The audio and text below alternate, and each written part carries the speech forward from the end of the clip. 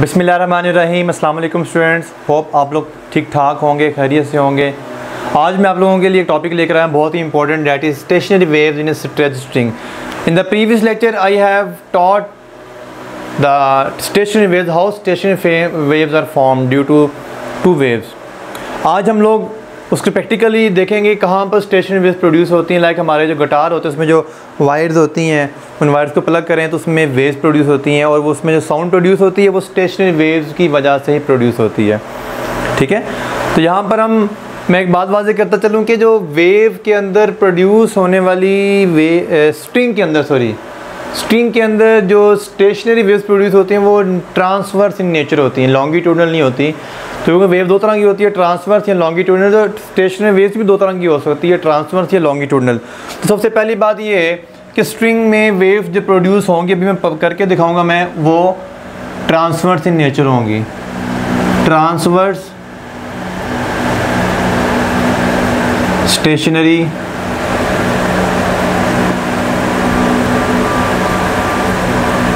Waves. ठीक है जी। अब आपने अगर एक स्ट्रिंग में वेव्स प्रोड्यूस करनी है, स्टेशनरी वेव्स, तो आप क्या करेंगे, दो तरह से प्रोड्यूस कर सकते हैं। एक तो ये कि आप दो एंड्स पे रस्सी को जो एक्सटेंसिबल हो, जिसमें थोड़ी लचक हो, दोनों तरफ बांध दें टाइट करके, ज़रा खींच के स्ट्रेच करके, और फिर उनको दरमियान से प्लग करें, हल्का सा उसको छेड़खानी करें उसके साथ।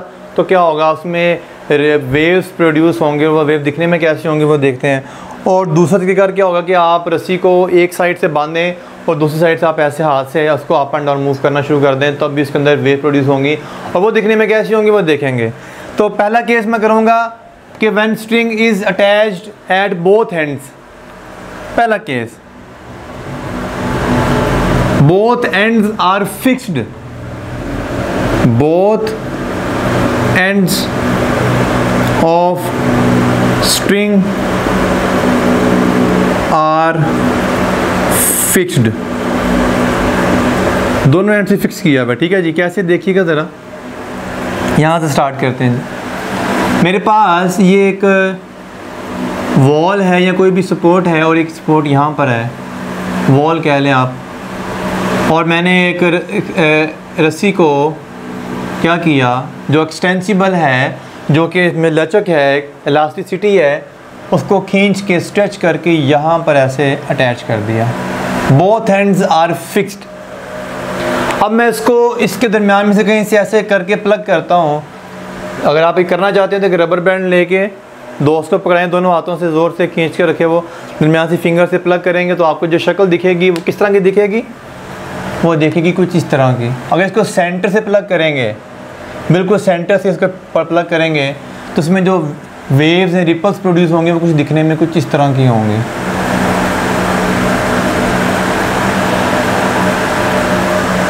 ठीक है। अब ये दरमियान वाला जैसे ये है, ये स्ट्रिंग है, यही अप एंड डाउन मूव कर रही है। अब ये जो दो फिक्स एंड्स हैं, फिक्स एंड जो होगा वो तो मूव नहीं कर सकेगा क्योंकि वो फिक्स है, और जो पॉइंट मूव नहीं कर सका, जो फिक्स एंड है, फिक्स्ड एंड स्टेशनरी होगा। और जो पॉइंट स्टेशनरी होता है उसे क्या बोलते हैं, नोड। ये बात मैं लास्ट लेक्चर में समझा चुका। तो यहाँ पर दो नोड्स बने हुए हैं क्योंकि दो एंड फिक्स हैं, और एक जो पॉइंट है दरमियान में ये वाइब्रेटिंग है, तो ये एंटी नोड है। ठीक है, तो पहली बात तो जो फिक्स एंड होगा उसने नोड ही बनाना है, जो मर्जी कर लो। बाकी जो फ्री पॉइंट होगा वो एंटी नोड बना सकता है। अब इसको मैंने सेंटर से प्लग किया है। अब इसको सेंटर की बजाय अगर मैं इसको सेंटर के सेंटर से, मतलब ये सेंटर है, इसका फिर सेंटर का यानी 1/4 से प्लग करता हूँ, तो इसमें कुछ चीज़ इस तरह की बनेगी। आप करके देख सकते हैं प्रैक्टिकली, एक रबर बैंड लेके इसको स्ट्रेच करके दोनों तरफ से, अगर ये स्ट्रिंग है जो दोनों एंड से फिक्स कर दी गई है, तो क्या होगा, इसमें दो रिपल्स प्रोड्यूस हो जाएंगी इस तरह से। ठीक है जी। इसी तरह से ये ऐसे आ जाएगी, इधर से यूँ यूँ। और अगर मैं इसको 1/6 इसको कहाँ से प्लग किया, 1/2 से प्लग किया मैंने, इसको मैंने प्लग किया 1/4 से। अब मैं किससे प्लग करता हूँ, 1/6 से। तो ये स्ट्रिंग है, वही स्ट्रिंग है, उसको हमने 1/6 से प्लग करना है, 1/6। तो इसमें फिर आप देखेंगे 3 लूप्स बन जाएंगे।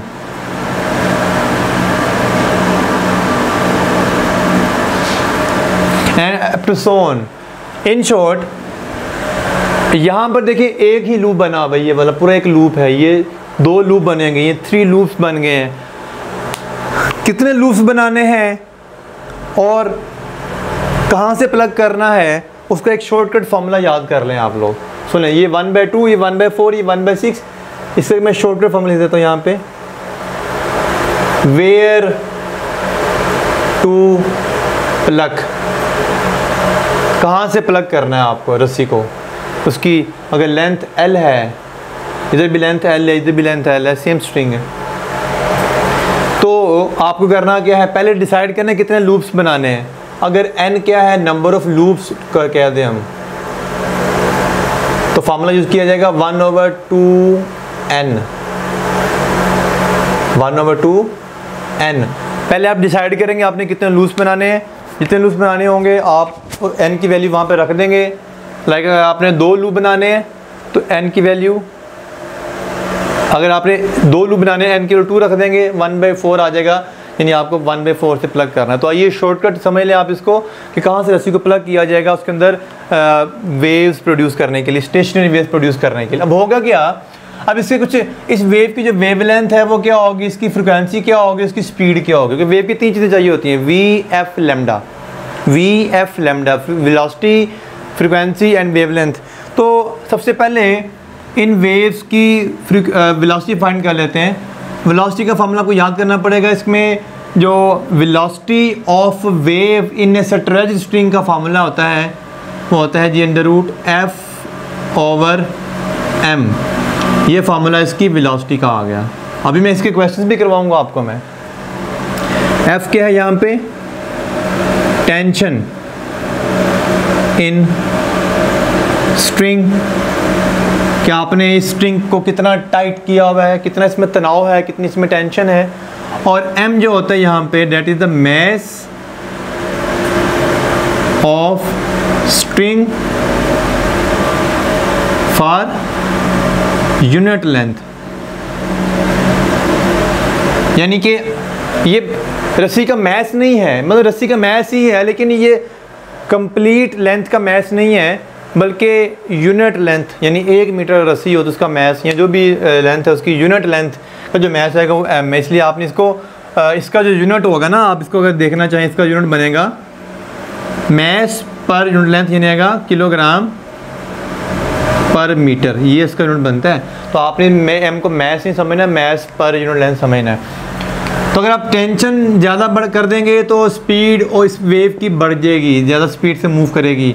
और अगर मैस पर यूनिट लेंथ कम कर देंगे या ज़्यादा कम कर देंगे तभी स्पीड बढ़ेगी।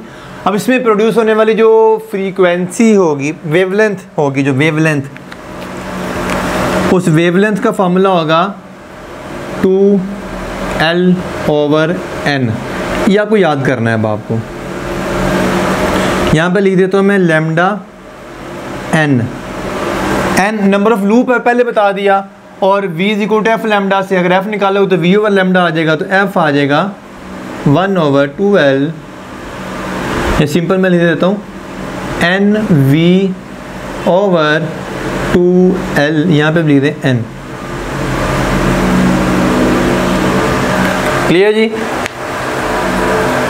कितने लूप्स बनाने हैं इस फार्मूले से डिसाइड करेंगे, स्पीड क्या होगी इस फार्मूले से डिसाइड करेंगे, इसमें जो वेवलेंथ प्रोड्यूस होगी वो इस फार्मूले से डिसाइड होगी, और फ्रीक्वेंसी इसकी जो होगी इस फार्मूले से डिसाइड होगी। फिर n is the number of loops, l is the length of string.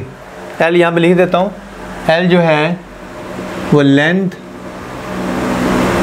Of string है। अब आप देखें कि आप रस्सी में कम से कम कितने लूप्स इंट्रोड्यूस करवा सकते हैं, 1। ये मिनिमम पॉसिबिलिटी है।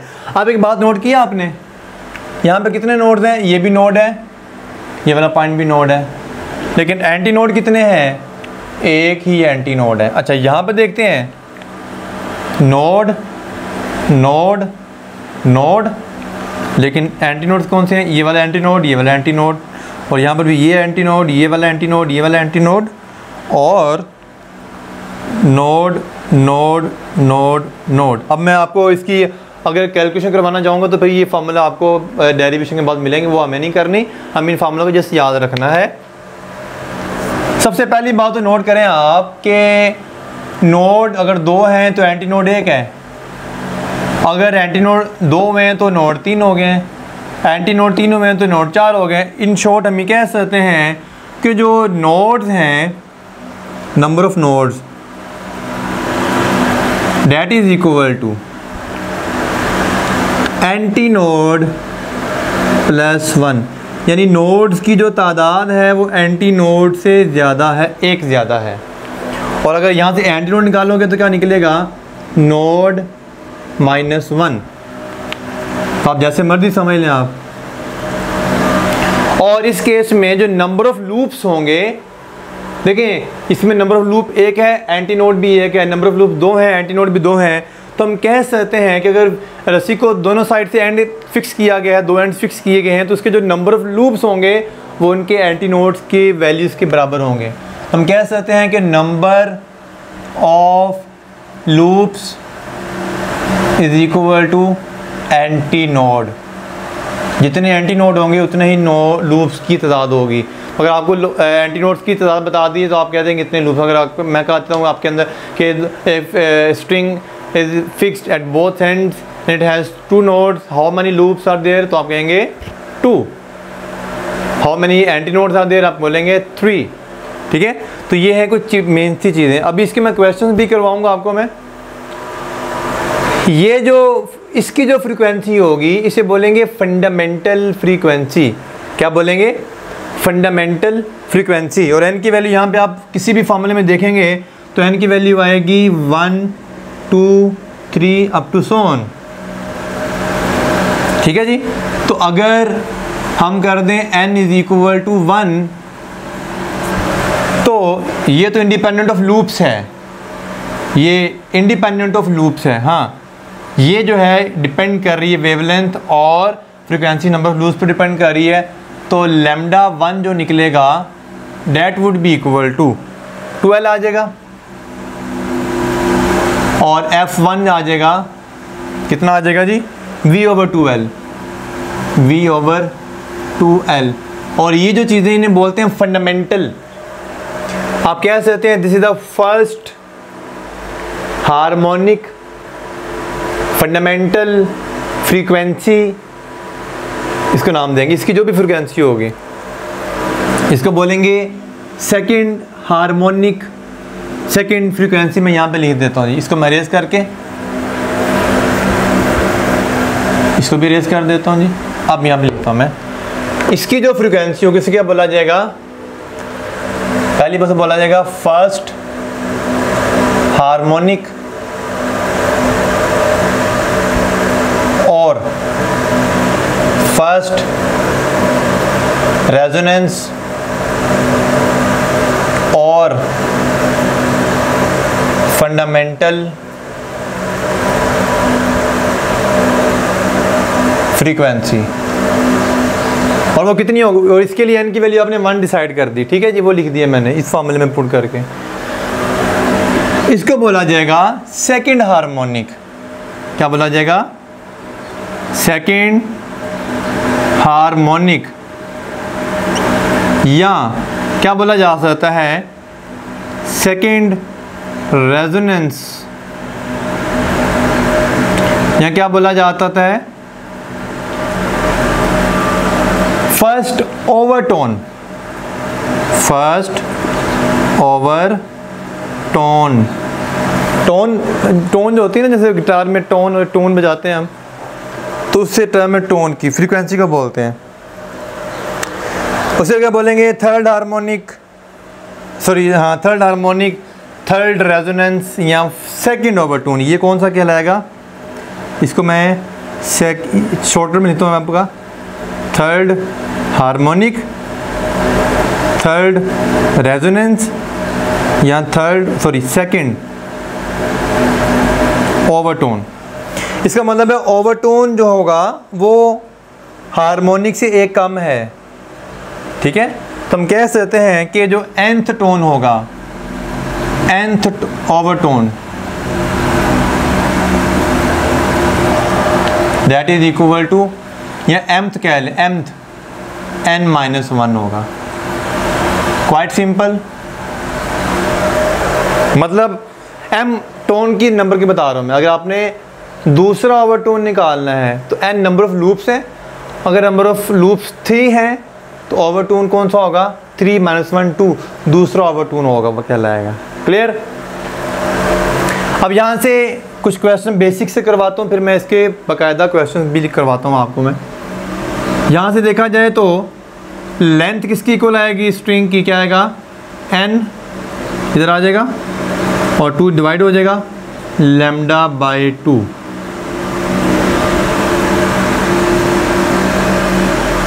क्लियर। अगर आपने किसी स्ट्रिंग के अंदर स्टेशनरी वेव्स प्रोड्यूस करनी है तो n एक नंबर है, एक मल्टीपल है, वो नंबर ये वाला आपके सामने, नंबर किससे मल्टीप्लाई हो रहा है, λ/2 से। सो ये क्वेश्चन आता होता है कि अगर आपने किसी स्ट्रिंग में स्टेशनरी वेव्स प्रोड्यूस करनी है तो स्ट्रिंग की लेंथ कितनी होनी चाहिए। If the length of the string is an multiple of half wavelength, तो उसमें स्टेशनरी वेव्स प्रोड्यूस की जा सकती हैं, अदरवाइज प्रोड्यूस नहीं होंगी। अब यहाँ पे n की वैल्यू आप 1 2 3 कुछ भी रखेंगे तो उसका आंसर आता रहेगा। फिर सुन लें, if the length of the string is equal to the multiple of half wavelength in a string, तो हम कहेंगे इसमें स्टेशनरी वेव्स प्रोड्यूस की जा सकती हैं। यहाँ तक क्लियर है। तो ये फंडामेंटल फ्रीक्वेंसी आ गई। अगर यहाँ पे मैं V/2L की जगह पर F1 लिख दूँ तो कोई हर्ज नहीं है, तो ये बन जाएगा V/2L बन जाएगा, ये तो n आ गया, और V/2L किसके इक्वल है, F1, तो लिखेगा NF1। तो आपके सामने ये आ गया फ्रीक्वेंसी का फॉर्मूला। तो इसका मतलब है हार्मोनिक सीरीज क्या बनी, हार्मोनिक सीरीज जो बनी उसमें पहले वाला ये F1 जो होगी, पहला आंसर आएगा F1 आएगा, उसके बाद क्या आएगा 2F1 आएगा, 2F1, फिर क्या आएगा 3F1 और अप टू NF1। ठीक है जी, n की वैल्यू अगर डिसाइड करते हैं, और F1 क्या है वो मैं पहले बता चुका, यह वाला फंडामेंटल फ्रीक्वेंसी जो कि हम फाइंड कर सकते हैं n की वैल्यू से। इसमें जो फर्स्ट वाली है इसको हमने क्या बोल दिया, एक बात याद रखिएगा कि ये जो F1 के साथ जो भी लिखा होगा उतना वहाँ हार्मोनिक्स कहलाएगा। मतलब F1 के साथ क्या लिखा हुआ 1 तो फर्स्ट हार्मोनिक, F1 से लिखा हुआ है 2 तो सेकंड हार्मोनिक, यानी फंडामेंटल फ्रीक्वेंसी के साथ जो नंबर लिखा होगा हम कहेंगे वो उतना हार्मोनिक है। फंडामेंटल फ्रीक्वेंसी का 3 तो थर्ड हार्मोनिक, और ये nth हार्मोनिक। ये जो है इसे बोलेंगे फंडामेंटल, जो मैं डायग्राम से भी बता चुका और यहाँ से भी बता रहा हूँ मैं आपको। फंडामेंटल और बाकी सारे क्या हैं ये वाले, these are the overtones, overtones. तो यहाँ तक तो हो गया ओवरटोन्स। उसमें पहला ओवरटोन कौन सा है, नंबर देना चाहूँ तो ये वाला है O1, ये वाला कौन सा है O2 और अप टू सोन, यानी फर्स्ट ओवरटोन सेकंड ओवरटोन था। ये सेकंड हार्मोनिक है लेकिन फर्स्ट ओवरटोन है। तो यहाँ तक ये तो होगी सारी बातें। आप नंबर ऑफ लूप्स देखें, अगर आपने नंबर ऑफ लूप्स बढ़ाने हैं इसी स्ट्रिंग में, नंबर ऑफ लूप्स अगर बढ़ाने हैं तो आप क्या क्या चीज़ें चेंज कर सकते हो कि देखें लेंथ चेंज कर लो, अगर लेंथ तो इस फॉर्मूले में वेव लेंथ और n आ रहा है। क्लियर। आप नंबर ऑफ लूप्स बढ़ा सकते हो या कम कर सकते हो by changing the length, keeping the wave length constant. इसी तरह से अगर मैं इस v की वैल्यू को इसमें पुट कर दूँ आप इस फॉर्मूले के अंदर, ठीक है जी, तो क्या होगा इस फॉर्मूले में, ये फार्मूला क्या बनेगा, एफ एन बन जाएगा, F N is equal to N over 2l square root F over M, ये फार्मूला बनेगा कंप्लीट। इस फार्मूला से अगर मैं रस्सी की लेंथ भी कांस्टेंट रखूं, मास पर यूनिट लेंथ भी कांस्टेंट कर दूं और फ्रीक्वेंसी ऑफ स्टेशनरी वेव भी कांस्टेंट कर दूं, तो बाकी n का और t f का, f और n, f ये वाला फ्रीक्वेंसी नहीं है, ये फोर्स है, ये टेंशन है। अगर मैं इस f को इधर लेके आ जाऊँ, अगर इसको मैं मज़ीद आसान करना चाहूँ तो यूँ कर सकते हैं, n is inversely proportional to square root f। अभी कैसे बना, आप जब इस n को इधर लेकर आएंगे तो ये n और f इन्वर्स में आ जाएंगे, तो इन दैट से मैंने कह दिया कि n is inversely proportional to the square root of tension. और हम ये भी लिख सकते हैं n square is inversely proportional to force और टेंशन, ये टेंशन है, फिर बात बोल रहा हूँ, फोर्स टेंशन स्ट्रिंग। तो रेशियो बनाना चाहते हैं तो क्या बनेगा, n1 over n2 is equal to f2 over f1, इसका क्या आएगा स्क्वायर। तो अगर रेशियो बनाना चाहते हैं क्या बनेगा, n1 square f1 is equal to n2 square f2। तो ये फार्मूला भी बनाया जा सकता है, यानी कि अगर आप टेंशन को 4 गुना बढ़ा दें रस्सी की, तो उसमें नंबर ऑफ़ लूप्स 2 गुना कम हो जाएंगे। यानी टेंशन के चेंज करने से भी नंबर ऑफ़ लूप्स को चेंज किया जा सकता है, लेंथ के चेंज करने से भी नंबर ऑफ़ लूप्स को चेंज किया जा सकता है, और कहाँ से प्लग करना है ये आपको मैंने सारा कुछ बता दिया। तो आओ इसकी मैं पहले करवाता हूँ कुछ क्वेश्चंस, और फिर मैं आपको करवाता हूँ अगर रस्सी एक एंड से अटैच हो तो क्या होगा। फ्रेंड्स, अब मैं कुछ क्वेश्चंस करवाऊँगा, लेकिन क्वेश्चंस को मैं आसान से मुश्किल की तरफ लेके जाऊँगा। तो पहले क्वेश्चंस सारे करेंगे, लेकिन जब मैं रोकूंगा तो आप मेडिकल वाले वहाँ पे अपनी वीडियो को रोक जा सकेंगे, उसके बाद फिर ए लेवल्स वाले या जो अपने फिज़िक्स के सब्जेक्ट्स के हैं वो सुनेंगे। तो बहरहाल आसान से मुश्किल की तरफ चलूँगा मैंने प्रीवियस लेक्चर में अपने क्वेश्चंस नहीं करवाए थे, सिर्फ स्टेशनरी वेव समझाई थी, तो आज मैं उनसे रिलेटेड भी कुछ क्वेश्चन करवाता हूँ, और जो आज पढ़ाया उससे भी क्वेश्चन। पहले 3 क्वेश्चन देखिए, आपके सामने लिखे हुए हैं। लिखा हुआ जी, diagram shows a long rope fixed at both end, the other end is moved up and down setting up a stationary wave. तो stationary waves, what is the phase difference between the oscillations at X and Y. तो ये और x और Y के दरमियान में phase difference पूछा गया है। तो मैंने आपको इससे पहले फेज डिफरेंस और पाथ डिफरेंस 2 वेव्स का निकालना सिखाया हुआ है। तो आप कैसे निकालेंगे इसका फेज। एक बात याद रख लें आप कि स्टेशनरी वेव्स के जो नोड्स होते हैं, जितने भी नोड्स होते हैं, उन नोड्स पे आने वाले तमाम पार्टिकल्स इन फेज होते हैं। नोड्स वाले सारे आपस में इन फेज होते हैं और एंटी नोड्स वाले सारे आपस में इन फेज होते हैं, ठीक है जी। और नोड और एंटी नोड ये आपस में आउट फेज नहीं कहे जा सकते, क्लियर। सो चूँकि ये एक्स वाला भी nodal point, sorry anti nodal point के ऊपर आ रहा है, वाई वाला भी एंटी नोडल पॉइंट के ऊपर आ रहा है, तो हम कह देंगे इनका फेज डिफरेंस क्या है, 0 है। रीज़न क्या लिखनी है, आप लिख लें, the points lies at antinodes, all the points lies at antinode are in phase. ये सारे पॉइंट्स आपस में क्या होंगे, इन फेज होंगे। आइए नेक्स्ट क्वेश्चन तरफ चलते हैं। ये बहुत ही आसान क्वेश्चन था। The diagram represents a stationary wave on a stretched string. What is represented by point P and by the length x?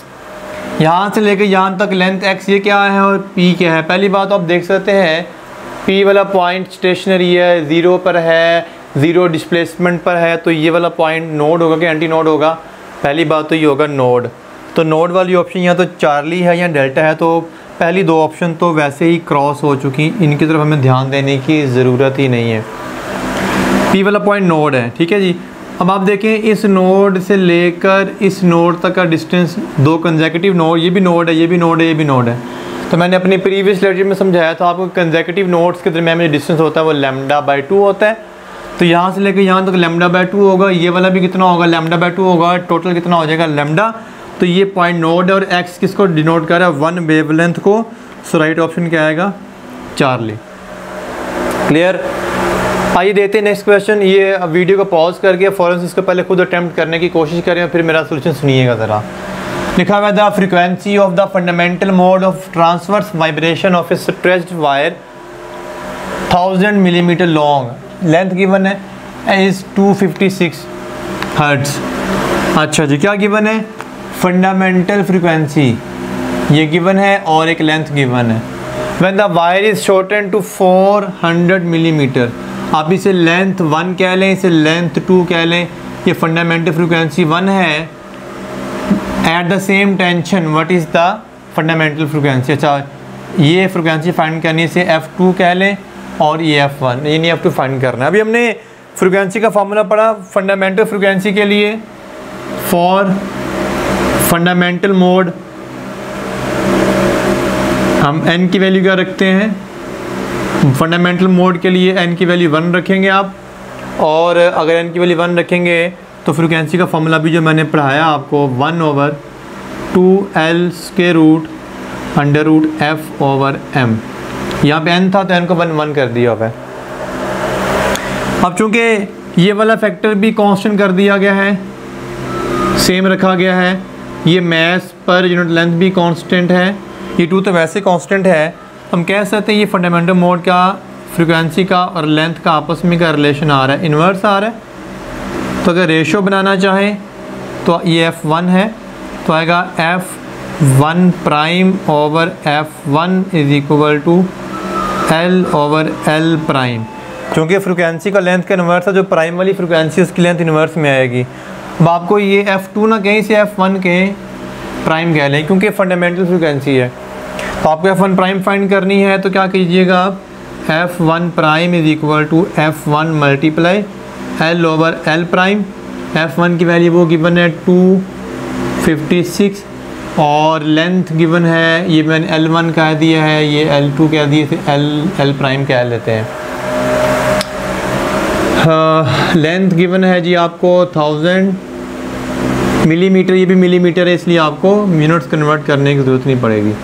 ये 2 0 से 2 0 कैंसिल हो गए, ठीक है, और ये आ जाएगा 4 6 24 और ये आ जाएगा 640 हर्ट्ज़ आंसर आ गया आपका। सो राइट ऑप्शन इज़ 640 हर्ट्ज़। आइए मज़ीद कुछ मुश्किल क्वेश्चंस की तरफ आहिस्ता से चलते हैं जी स्टूडेंट्स। नेक्स्ट क्वेश्चन है, a wire stretched between 2 points is 1 metre apart is plucked near one end, what are the 3 longest wavelengths present on the vibrating wire. मैं एक बात बताता चलूँ कि ये ECAT के पास्ट पेपर में आ चुका है क्वेश्चन, और ये A लेवल्स की बुक्स में मौजूद है क्वेश्चन, ये A लेवल्स में, ठीक है। तो आप लोगों ने पहली बात तो ये वाला क्वेश्चन और ये वाला क्वेश्चन करने के बाद जो प्री मेडिकल वाले स्टूडेंट्स हैं वो बेशक अगला क्वेश्चन ना देखें क्योंकि वो सिर्फ फार्मूला की प्रैक्टिस है, आपको MCQ चाहिए। बाकी ये क्वेश्चन करने के लिए आपको सारे स्टूडेंट देखेंगे, लेकिन प्री मेडिकल वाला अगर चाहते हैं तो यहाँ तक देख के उसके बाद वीडियो को बंद कर सकते हैं अपनी। तो स्टार्ट करते हैं जी, पढ़ लिए क्वेश्चन। कहता है जी कि 1 मीटर लेंथ है और इसमें मैक्सिमम 3 वेवलेंथ। देखिए हमने अभी तो वेवलेंथ का फार्मूला पढ़ा, lambda is equal to 2L over N, ऐसे ही है। डायग्राम बनाए बगैर मैं आपको समझा रहा हूँ, डायग्राम पहले बना चुका हूँ सारी मैं। N की वैल्यू क्या है, 1 2 3 and up to so on. Length तो फिक्स है 1 मीटर। आप देख सकते हैं कि wavelength and N are inversely related to each other. अगर आपको 3 मैक्सिमम लेम्डाज फाइंड करने हैं तो minimum 3 values of N put करनी पड़ेंगी, और N की मिनिमम 3 वैल्यूज़ कौन सी हैं, 1 2 3, सही है। तो यहाँ से हमें जिसने बोल दिया 3 में लॉन्गेस्ट वेवलेंथ, तो लॉन्गेस्ट वेवलेंथ का मतलब है N की मिनिमम 3 वैल्यूज़। तो पहले N की वैल्यू 1 पुट करेंगे तो लैम्डा 1 आ जाएगा 2L, और 2 is equal to 2 into 1 that is equal to 2 metre. 2 metre इसमें भी है, इसमें भी है। चलें ये ऑप्शन तो स्किप होगी हमारी। N इज इक्वल टू 2 तो लैम्डा 2 आ जाएगा इस फार्मूला के मुताबिक 2L/2 that is equal to L और L की वैल्यू 1 मीटर। तो मेरे ख्याल में ये ऑप्शन आ गया ना, 2 भी 1 भी है। जस्टिफाई करने के लिए तीसरी वैल्यू भी फाइंड कर लेते हैं। λ3 इज़ इक्वल टू 2L/3, तो 2 multiply 1/3, 2/3 that is equal to 0.67। So हम कह सकते हैं कि जिसमें प्रेजेंट होंगे 3 लॉन्गेस्ट वेवलेंथ, उसका राइट आंसर ये होगा। ई कैट में यूईटी में आ चुका है। मुझे शायद एग्जैक्टली ईयर याद नहीं है, 2017 में या 2016 में क्वेश्चन आया था। खैर ये क्वेश्चन है जी, the lowest resonant frequency of a guitar string of a length 0.75 meter is 400 Hz. Calculate the speed of transverse wave on the string. तो speed of wave, the lowest resonance frequency, lowest resonance frequency को कहते हैं fundamental frequency। जब हमने पढ़ लिया, हमें क्या गिवन है, हमें गिवन है fundamental frequency जो कि कितनी है, 400 Hz है, और हमें लेंथ गिवन है 0.75 मीटर। अच्छा जी, calculate the speed, v is equal to F lambda होता है। ठीक है, तो पहले लेमडा फाइंड कर लेते हैं। लेमडा का फॉर्मूला आएगा 2L/n। n फंडामेंटल होने की, लोएस्ट होने की वजह से n की वैल्यू 1 रखनी है आपने। लोएस्ट फ्रीक्वेंसी का मतलब n की वैल्यू 1 रखेंगे, तो इसको n को रेज कर देते हैं। लेमडा किसके पास आएगा, 2 multiply by 0.75 that is 1.5 metre. तो v is equal to F lambda का फॉर्मूला होता है, v is equal to F lambda. v is equal to f की वैल्यू 400 है और ये आ गया 1.5। So right option is 600 metre. Multiply करके देख लें, 600 आंसर आएगा इसका, 600 हर्ट्ज, और हर्ट्ज नहीं मीटर पर सेकेंड। क्लियर? ओके, अब लास्ट क्वेश्चन आपकी थोड़ा मुश्किल नहीं है, एक्चुअली इसमें ऑप्शन नहीं दी, तो ये एक्चुअली 5 क्वेश्चन है। उसमें से इस तरह के क्वेश्चन ए लेवल्स में, ई कैट में आ सकते हैं, मेडिकल में, प्री मेडिकल के स्टूडेंट्स के लिए नहीं आते होते। हाँ, आप अपनी प्रैक्टिस के लिए सुन सकते हैं, अगर आप स्किप करना चाहें तो आपकी मर्ज़ी है। मेरी तरफ से आपको इजाज़त है, आप इसको यहाँ से स्किप कर सकते हैं। अब बहरहाल इसको 5 चीज़ें फाइंड करनी है, तो आपने जितने भी फार्मूला भी पढ़े उन सब की प्रैक्टिस हो जाएगी। तो देखिएगा ज़रा, ये 2 डायग्राम्स हैं, ये आप देख सकते हैं फंडामेंटल मोड है, फंडामेंटल रेजोनेंस है, फर्स्ट हार्मोनिक है, और ये इसमें नंबर ऑफ लूप 3 हैं। इसमें हम कह सकते हैं कि n की वैल्यू 1 है, इसमें n की वैल्यू क्या है, 3 है। तो डायग्राम से नज़र आ रहा है, ये एक साइड से फिक्स है, दूसरी साइड से फिक्स करके पुली बांध के 20 न्यूटन का वेट ऐड कर दिया। अब यूँ कह सकते हैं कि 20 न्यूटन की टेंशन स्ट्रिंग के अंदर आ जाएगी, क्योंकि 20 न्यूटन का वेट ऐड किया हुआ है इसके अंदर। यहाँ पर भी 40 न्यूटन की, यानी टेंशन चेंज कर दी है, नंबर ऑफ लूप चेंज हो गया। फाइंड करने को क्या कहा गया है, in figure A frequency of vibration is 20 hertz, यानी इस फिगर में जो फ्रीक्वेंसी वो 20 हर्ट्ज है। तो ये वाली जो फ्रीक्वेंसी होगी उसे बोला जाएगा फंडामेंटल फ्रीक्वेंसी, क्योंकि ये इसकी फ्रीक्वेंसी है, फंडामेंटल मोड है। तो हम कह देंगे ये क्या चीज़ है, F1 फंडामेंटल फ्रीक्वेंसी है। क्लियर? कहते हैं calculate lambda in A, V in A, lambda in B, यानी इसकी वेवलेंथ बतानी है, इसकी स्पीड बतानी है, इसकी वेवलेंथ बतानी है, इसकी फ्रीक्वेंसी बतानी है। एंड 5वें नंबर पे मैथ पर यूनिट लेंथ। तो जी 1 बाय 1 सॉल्व करते हैं जी। पहला है वेवलेंथ इन ए, इस केस में वेवलेंथ फाइंड करनी है।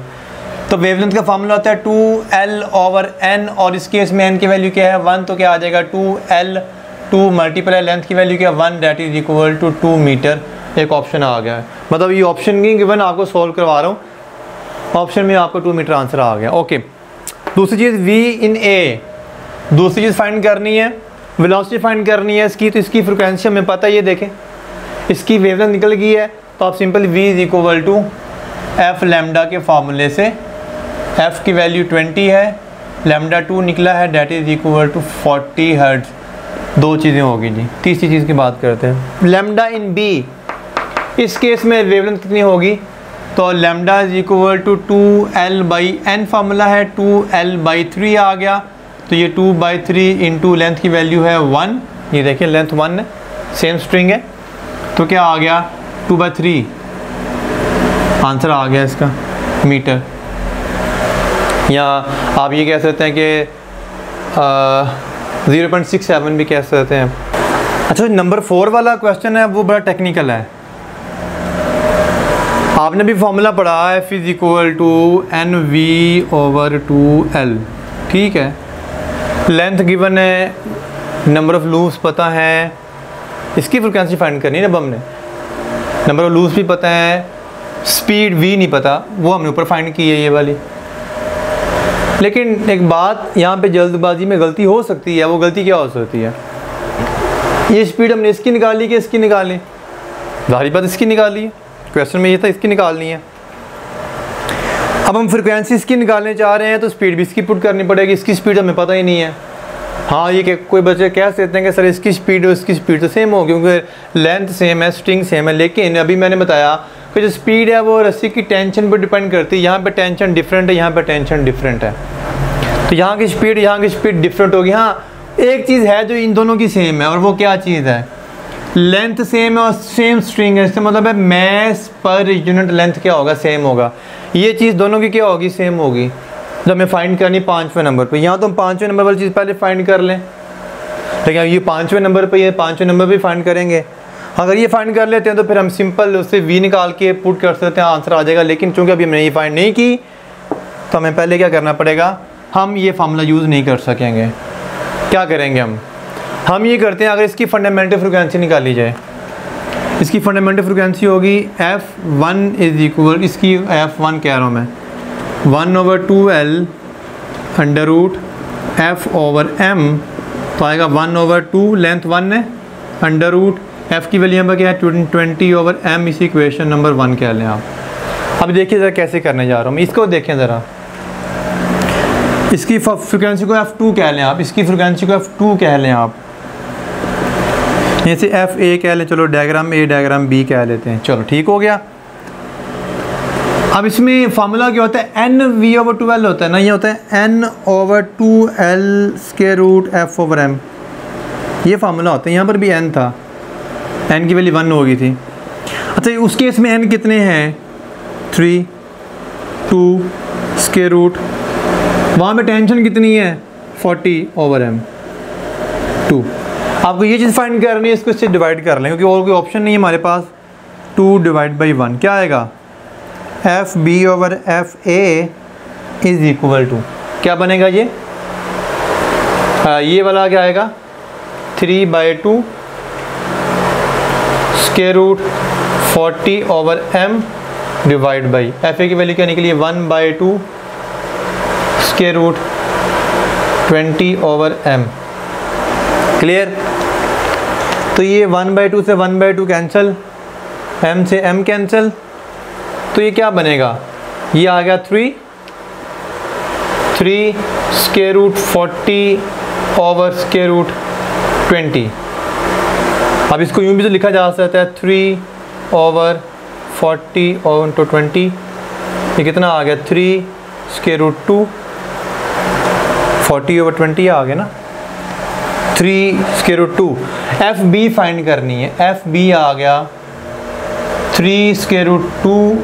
वैसे स्क्वायर रूट 2 का आंसर होता है 1.4, फिलहाल मैं ऐसे लिख रहा हूँ मैं 3 स्क्वायर रूट 2 इंटू FA, ये आ गया 3 स्क्वायर रूट 2। और FA की वैल्यू क्या निकाल चुके हैं? हम पहले निकाल चुके हैं, जो कि शुरू में निकाली हुई है। इसकी फंडामेंटल फ्रिक्वेंसी गिवन है आपको, ये 20 हर्ट्ज़ मल्टीप्लाई 20, 23 था 60 स्क्वायर रूट 2, ये इसका आंसर आ गया। इसको मज़ीद सॉल्व करना चाहते हैं तो √2 करेंगे तो आपका आ जाएगा 1.4 को मल्टीप्लाई कर दें 84 पॉइंट समथिंग आंसर आ जाएगा आपका। बहरहाल लास्ट चीज़ रह गई है, 5वीं चीज़, वो मैं यहाँ पे कर देता हूँ। ये मैं बरेज कर रहा हूँ, आपने नोट तो कर लिया होगा, अगर नहीं किया तो वीडियो को रिमाइंड करें और नोट कर लें, नोट साथ साथ किया करें। ओके, 5वें नंबर की आखिरी चीज़ है, अब मैथ्स पर यूनिट लेंथ बेशक यहाँ से निकालें, बेशक यहाँ से निकाल लें। V is equal to square root F/m, ये फार्मूला भी मैंने पढ़ाया था आपको। अगर यहाँ से m निकाल लें ना, मैथ्स पर यूनिट लेंथ क्या आएगा? V square is equal to F/m। This implies that m is equal to F/v square. अब अगर आप V इसकी पुट करेंगे तो इसकी वैल्यू फ्रिक्वेंसी भी इसकी पुट करनी पड़ेगी, अगर V इसकी टेंशन इसकी पुट करनी पड़ेगी। तो हम ये कर लेते हैं, उससे भी ये सेम आंसर आएगा। इसकी टेंशन में गिवन है 20 और स्पीड इसकी क्या निकली थी? अभी मैंने इसकी स्पीड निकाली थी शायद 40 का स्क्वायर आ गया। V इसकी मैंने इसकी निकाली थी ये आ गया 20/40 मल्टीप्लाई बाई 40, ये कैंसिल, ये 2, तो 4 to the 8 यानी आ गया 1/80। ठीक है जी। तो इस मैस पर यूनिट लेंथ आ गया 1/80 किलोग्राम, या 1 पॉइंट समथिंग आंसर आ जाएगा, ये 0.01। तो बहरहाल ये आपके थे कुछ क्वेश्चन। अब हम कुछ ना क्या करते हैं जी कि मज़ीद हम चलेंगे, लेक्चर ख़त्म नहीं हुआ अभी, क्वेश्चन ख़त्म हो गए। आखिरी चीज़ करवाता हूँ मैं आपको, द वेरी लास्ट थिंग्स। अगर हम स्ट्रिंग को दो एंड्स की बजाय एक एंड पे फिक्स करें तो फिर क्या होगा, बस आखिरी चीज़ है ये। थोड़ा लेक्चर लेंथ ही हो गया, लेकिन कोई बात नहीं, पढ़ेंगे तो कामयाब होंगे, अच्छे मुकाम पर पहुँचेंगे, साइंटिस्ट बनेंगे, आइंस्टाइन बनेंगे। तो बहरहाल ये काफ़ी गंदा हो गया, मेरी शर्ट भी गंदी कर रहा है, इसको मैं उतार देता हूँ, इसने मेरी शर्ट ही गंदी कर दी है। खैर बहरहाल अब मैं बात करने लगा था second case, string fixed at one and. अच्छा, क्वेश्चन कुछ इसी तरह के होंगे, मैंने आपको सिखा दिया है, थोड़ी सी चेंज आएगी, वो चेंज नोट कर लीजिएगा बस। लेकिन ये आपके पास ये दीवार है और यहाँ पे आपने स्ट्रिंग को अटैच किया और यहाँ पर आके आपने इसको, एक शख्स ने इसको यूँ मूव करवाना शुरू कर दिया। तो ये फिक्स एंड है, जो फिक्स एंड है उस पर क्या बनना है, नोड, क्योंकि मूव नहीं कर सकता। और जो फ्री एंड है, जो आपके हैंड में है फ्री एंड, क्योंकि वो वाइब्रेट कर सकता है तो वो क्या बनाएगा, एंटी नोड। तो डायग्राम कैसी बनेगी, इस तरह की डायग्राम बनेगी। अगर इस रस्सी की लेंथ एल है, ये लें जी, चलिए ऐसे बना देते हैं जी। ये आ गया नोड और ये पॉइंट आ गया एंटी नोड। तो इसमें नोड और एंटी नोड की तादाद आपस में देखें क्या आ रही है, node is equal to antinode, and this is the fundamental mode, this is the fundamental mode. और इसकी जो फ्रीक्वेंसी होगी इसे हम फंडामेंटल फ्रीक्वेंसी बोलेंगे, फर्स्ट हार्मोनिक बोलेंगे। अब वो बातें मैं पहले बता चुका हूँ, वही इसी के ऊपर इम्प्लीमेंट होंगी।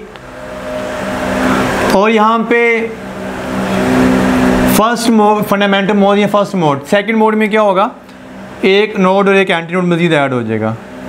मसलन कैसे,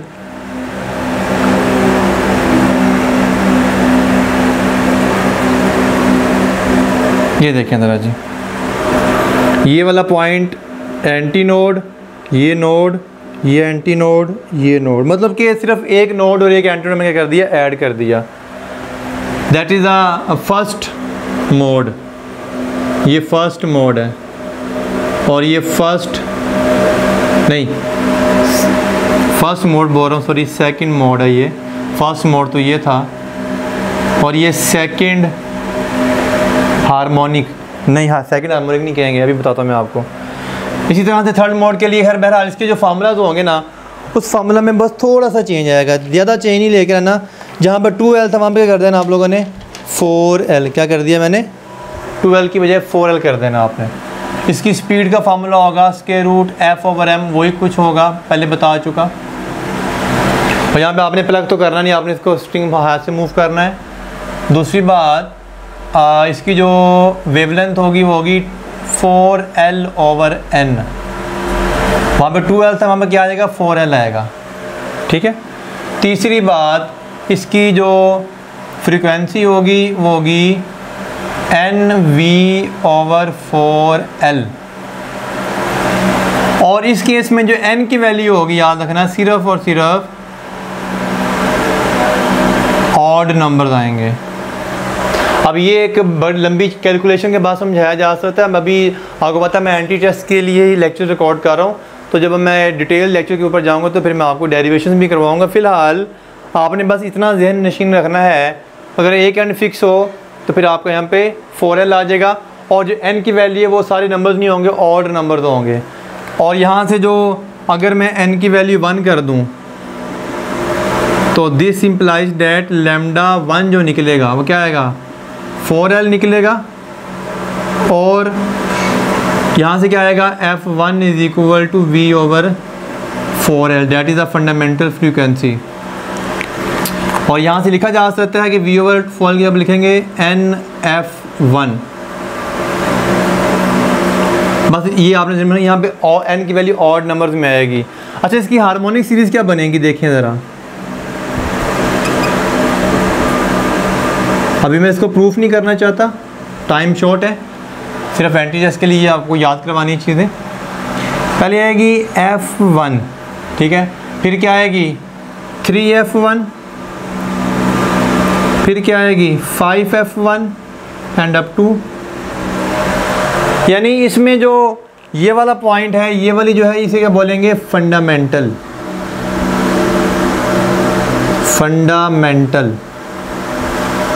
और बाकी सारे क्या होंगे, ये सारे अभी एंड पे एक वैल्यू लिखनी है मैंने, ये आएंगे ओवर टोन्स। और आप देख सकते हैं कि इसमें जो फ्रीक्वेंसीज हैं वो सिर्फ ऑड मल्टीपल्स ऑफ। अब मुझे बताइए कौन सा हार्मोनिक होगा। मैंने बताया अभी के फंडामेंटल फ्रीक्वेंसी के साथ जो नंबर लिखा होगा वही नाम देंगे, मतलब ये वाला होगा फंडामेंटल, ये कौन सा होगा, सेकंड, नो, थर्ड हार्मोनिक। क्या बोलेंगे इसे, that is the 3H, third harmonic, या H3 कह लें।